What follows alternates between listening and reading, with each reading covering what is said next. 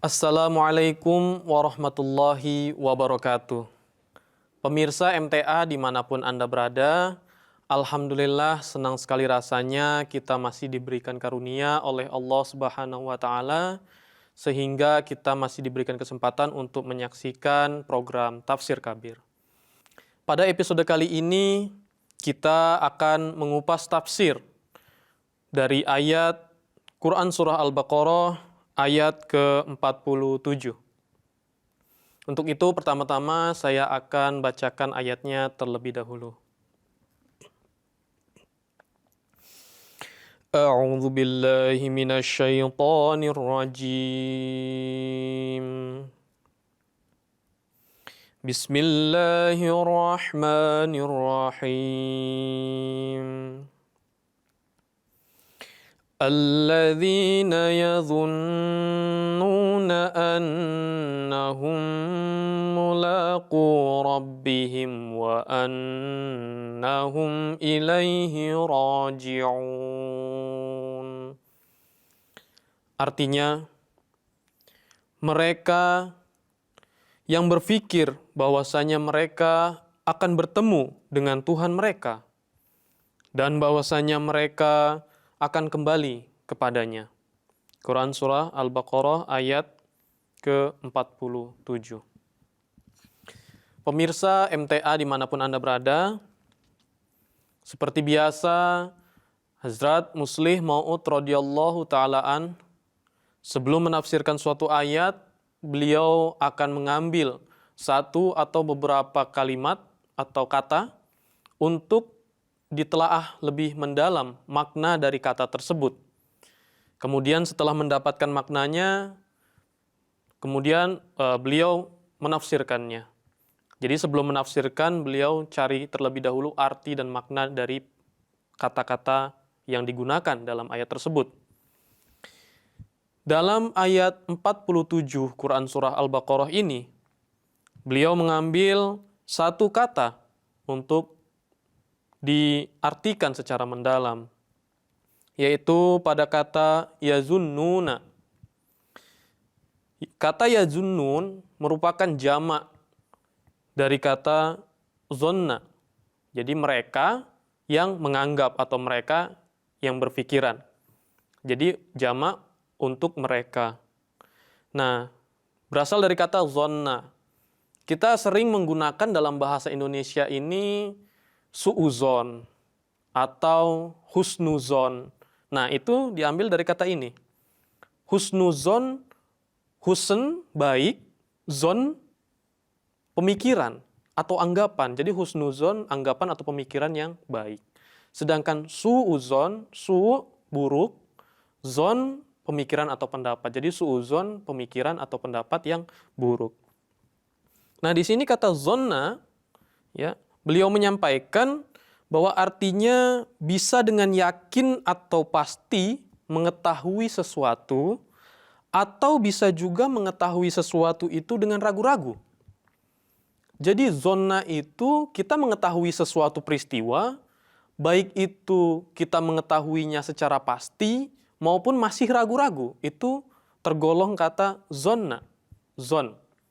Ya, baik itu kita mengetahui misalkan suatu peristiwa, suatu kejadian, saya melihat langsung di sana, ya, itu zon, dia berarti mengetahuinya secara pasti, meyakinkan. Tapi kalau zon yang masih ragu-ragu, mungkin dia mendapat informasi dari orang yang masih meragukan, tapi dia juga bisa berpikiran seperti itu. Dia zon, dia melakukan pemikiran seperti itu, tapi masih ragu-ragu. Nah, jadi kedua hal ini masih bisa dipakai kata zon. Baik, setelah itu Hazrat Muslih Mau'ud radhiyallahu ta'ala anhu masuk ke dalam tafsir dari ayat ke-47 surah Al-Baqarah ini. Beliau menyampaikan bahwa disandingkan dengan ayat sebelumnya, yaitu kata khashi'in, orang-orang yang sepenuhnya merendahkan diri dan beriman kepada Allah. Mereka siap menghadapnya suatu hari nanti. Jadi Hazrat Muslih Mau'ud menyampaikan bahwa Allah Ta'ala masih menyampaikan rangkaian suatu ayat. Jadi ayat ke-47 ini masih erat hubungannya dengan ayat ke-46. Di mana dalam ayat 46 disampaikan wasta'inu bisobri wassalah wa innaha lakabiratun illa 'alal khosyi'in. Mintakanlah pertolongan kepada Allah Ta'ala dengan sabar dan sholat. Sungguhnya hal itu merupakan perkara yang amat berat, kecuali bagi orang-orang yang khosyi'in. Nah, di episode sebelumnya kita telah menjelaskan makna dari khosyi'in itu.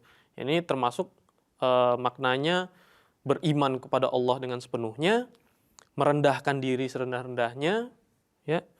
Nah, khosyi'in ini masih memiliki hubungan erat dengan ayat 47 ini. Di mana ayat 47 ini menerangkan alladzina yadhunnuna annahum mulaqu rabbihim. Mereka yang menganggap bahwasanya mereka akan bertemu dengan Tuhan mereka. Siapa mereka ini? Yaitu jawabannya di ayat sebelumnya, khosyi'in. Orang-orang yang khusyuk itu dzon, menganggap, berpikir bahwasanya mereka itu akan bertemu dengan Tuhan mereka. Tapi perlu diperhatikan bahwa Hazrat Muslim Maud radhiyallahu taala anhu di sini menjelaskan bahwa dalam ayat ini kata dzon yang dipakai adalah berpikir atau menganggap dengan yakin.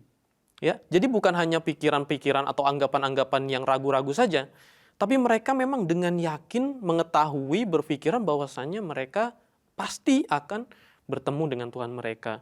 Dan kepadanya lah mereka akan kembali. Jadi zon yang dipakai dalam ayat ini adalah zon pikiran yang memang benar-benar pasti mereka ketahui. Kemudian Hazrat Muslim Maud radhiyallahu taala anhu menjelaskan, untuk khosyi'in, ya, selain daripada yang beriman dengan seutuhnya, kemudian yang merendahkan diri, kata khosyi'in juga, orang yang khusyuk di sini diartikan mereka yang bertakwa, yaitu tercipta ketakutan dalam diri mereka. Nah, jadi ketakutan tercipta dalam diri mereka dikarenakan keimanan mereka kepada Allah Subhanahu wa taala. Nah, jadi ketakutan yang lahir dari keimanan yang utuh kepada Allah Subhanahu wa taala ini merupakan ketakutan akan kehilangan derajat kedekatan kepada Allah taala, bukan ketakutan kehilangan, ya, seperti episode sebelumnya telah diterangkan, mereka ketakutan akan kehilangan jabatannya. Mereka ketakutan akan kehilangan harta duniawi, hal-hal duniawi. Ya, bukan karena itu. Tapi khosyi'in ini mereka timbul ketakutan karena keimanan mereka yang utuh kepada Allah Ta'ala, kemudian timbul rasa takut jika derajat kedekatan kepada Allah Subhanahu wa Ta'ala luput dari mereka. Itu yang mereka takutkan. Nah, jadi takut yang seperti ini bukanlah takut yang dikatakan pengecut atau sebagainya, ya. Karena takut, kalau misalkan takut untuk kehilangan harta duniawi dan jabatan, itu masih bisa dianggap pengecut.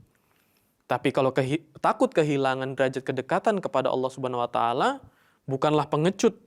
Tapi di sini Hazrat Muslim Maud radhiyallahu taalaan menjelaskan, melainkan rasa takut ini diperoleh oleh orang-orang yang rasa panik dari orang bijak yang ditemukan dan bahkan harus ditemukan pada pria pemberani.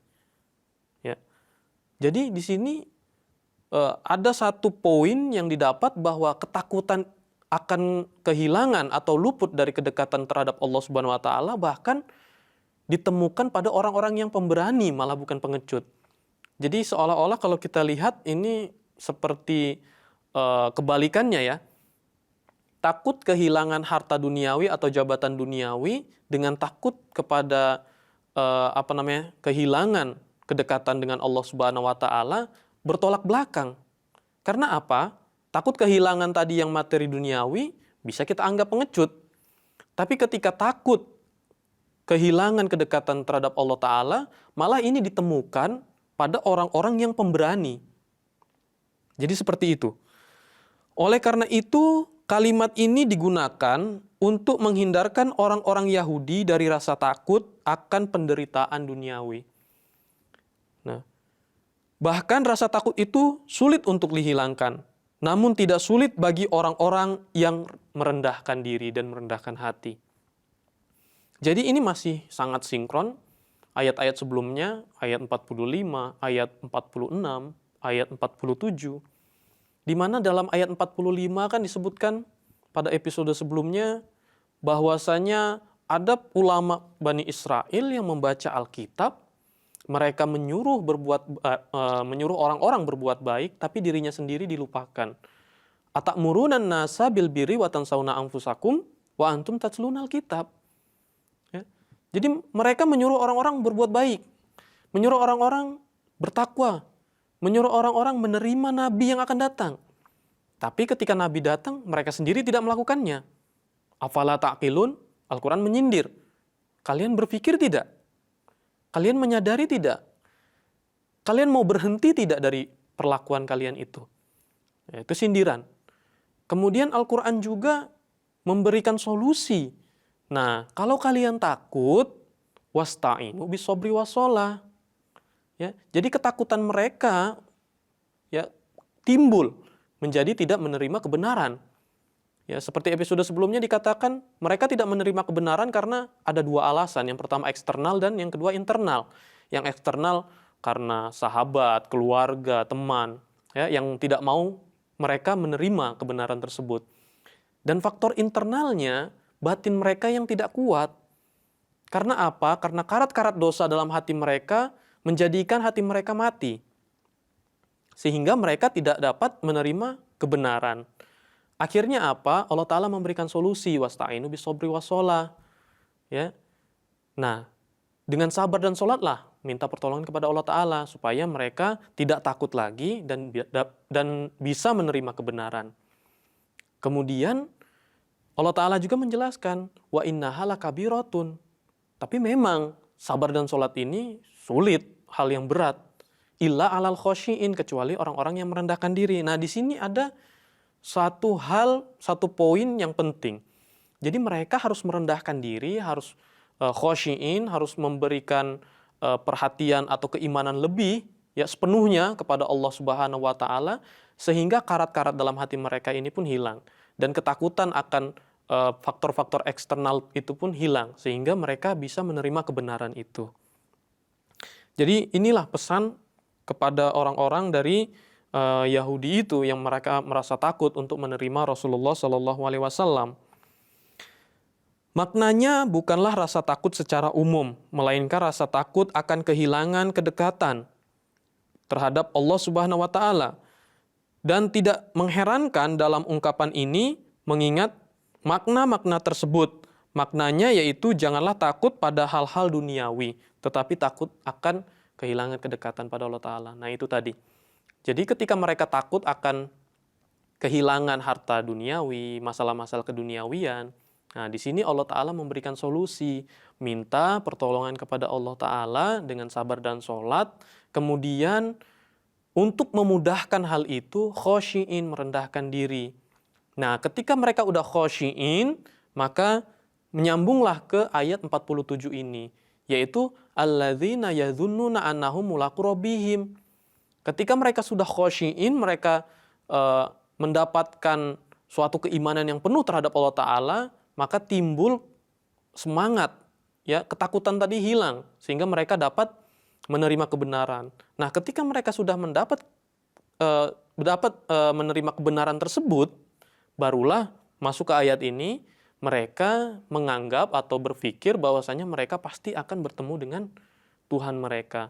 Jadi di titik ini, jadi intinya terima dulu kebenaran, barulah masuk ke ayat ini. Alladzina yadhunnuna annahum mulaqu rabbihim wa annahum ilaihi raji'un. Ya, jadi ayat ini akan bisa dipakai atau akan relevan dengan ayat sebelumnya ketika orang tadi sudah khosyi'in, yaitu merendahkan diri sepenuhnya, bertakwa, timbul rasa takut akan luputnya dirinya dari kecintaan Allah Ta'ala, kedekatan kepada Allah Ta'ala, barulah ayat ini dapat nyambung dengan ayat sebelumnya, yaitu mereka nanti menganggap dengan pasti bahwasanya mereka akan bertemu dengan Allah Subhanahu wa Ta'ala. Kemudian Hazrat Muslih Mau'ud radhiyallahu ta'alaan menjelaskan juga bahwa memang sulit kalau menghilangkan ketakutan itu. Dan kesulitan itu memang suatu hal yang tidak enak, suatu hal yang tidak nyaman. Namun bagi mereka yang telah menetapkan tujuan yang tinggi dan tidak meninggalkan tujuan tersebut, tidak sulit bagi mereka untuk menanggung resiko tersebut, untuk menanggung resiko ketakutan. Jadi seperti ilustrasinya seperti ini, kalau saya gambarkan, jika seseorang menetapkan tujuan yang sangat tinggi, halangan-halangan yang kecil itu sudah tidak ada artinya. Kalau orang bercita-cita menjadi seseorang yang tinggi, maka hal-hal kecil yang menjadi halangannya itu tidak bakal dianggap lagi, sudah ringan saja. Nah, seperti ini juga, ketika orang itu menetapkan standar yang tinggi, khosyi'in yang tinggi, yaitu kedekatan dengan Allah Ta'ala, maka rasa takut akan kehilangan duniawi ini dengan mudah saja hilang. Nah, jadi di sini poin di mana untuk menghilangkan rasa takut, tetapkanlah suatu target yang tinggi dari khosyi'innya itu.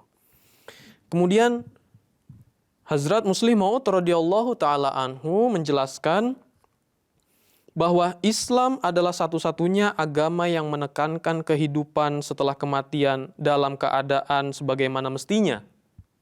Ya.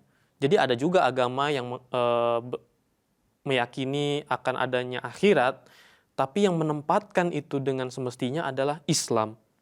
Ya. Kecuali Islam tidak ada lagi agama yang lain yang meletakkan landasan ketakwaan pada kehidupan setelah kematian. Islam mengartikan kehidupan dunia sebagai mata rantai umur panjang yang di dalamnya terpenuhi jiwa manusia. Nah, bedanya apa dengan kehidupan yang di akhirat? Yaitu manusia berusaha dalam keadaan yang relatif tidak jelas di dunia ini. Akan tetapi nanti di akhir-akhir maka akan jelas jenjangnya. Jadi seperti ini, ada agama yang mungkin menganggap bahwasannya dunia ini jalan kemudian berhenti pada saat mati, sudah tidak ada lagi. Ada juga yang menganggap di bumi ini dia berbuat kebaikan, nanti diganjar di akhirat, dah finish. Tapi Islam tidak.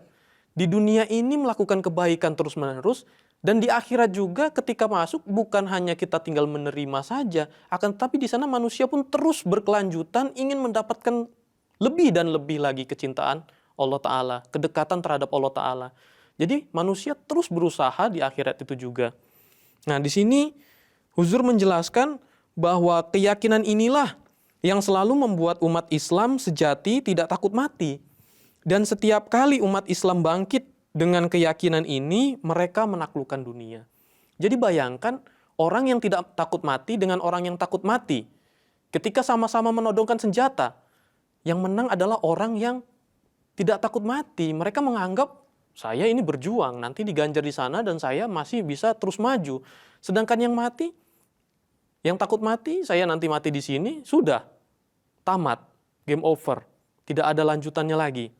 Akhirnya apa? Umat Islam selalu memenangkan perang-perang yang dilakukan pada zaman dulu.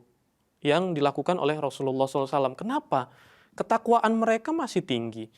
Keyakinan mereka akan akhirat itu masih tinggi. Sehingga mereka tidak ada rasa takut lagi untuk itu. Kemudian beliau menyatakan bahwa mereka yang menganggap dunia ini sebagai akhir dari kemajuannya tidak akan pernah bisa memperjuangkan kebaikan. Sebagaimana yang bisa dilakukan oleh mereka yang beriman pada akhirat. Jadi ini orang yang beriman kepada akhirat, mereka akan berpikir bahwasannya nanti di akhirat akan diganjar dan di akhirat pun mereka akan terus menjalin kedekatan dengan Allah Ta'ala. Tapi mereka yang hanya menganggap bahwa kehidupan di dunia ini saja, mereka tidak akan bisa melaksanakan itu. Nah, di situ kalahnya orang yang tidak percaya kepada akhirat. Pemirsa MTA dimanapun Anda berada, itulah tadi penjelasan dari Tafsir Kabir yang dijelaskan oleh Hazrat Muslih Mau'ud radhiyallahu ta'ala anhu.